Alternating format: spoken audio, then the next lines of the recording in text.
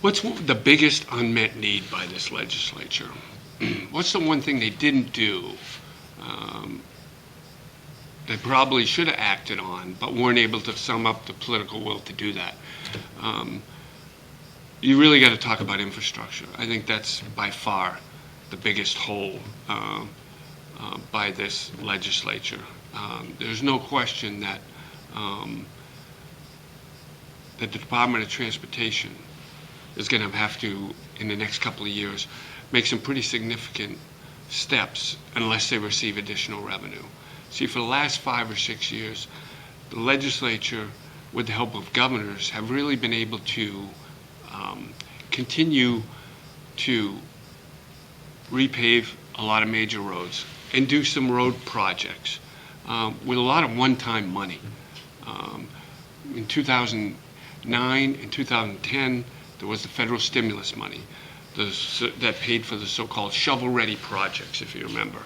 That provided, in a 2.5-year span, more than $140 million of highway construction. So a lot of work got done because of that. Then in 2008, the Democrats that controlled the legislature raised the $30 surcharge on the cost to register your car or truck. That paid for about $50 million a year in road and bridge construction. But as now happened, in 2010, the voters threw the Democrats out, put the conservative Republicans in, 3-to-1 majority of the legislature. They repealed the surcharge. So that's gone away. That really became a one-time, only a 2-year issue. Then when money got tight, again in 2009, before it was clear federal stimulus money was going to come back, the legislature came up with this scheme for the turnpike system to essentially buy part of Interstate 93 from the state highway system. That provided $120 million for highway projects over a 4-year period. That's going to run out in 2015. So the music's going to stop in about 15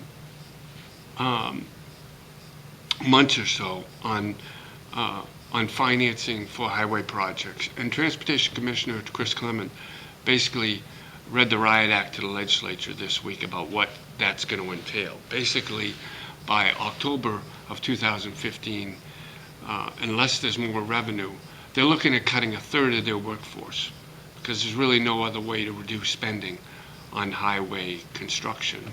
Most of the highway construction that's going on now essentially is funded by the federal government, by highway grants. So if you cancel highway projects, you're essentially turning back federal money. So that's not an option. And with additional money, certainly the widening of Interstate 93 is going to grind to a halt, probably within a year or so. That's another project that's very important. That's obviously not going to be done. Just to get to the level of spending in the highway fund for the next 2 years, that's been occurring for the last 2 years, you'd really have to raise the gasoline tax by about 5 cents. So each year, supporters of gas tax increase essentially say that each year the need to raise the tax gets higher and higher because you lose more and more money.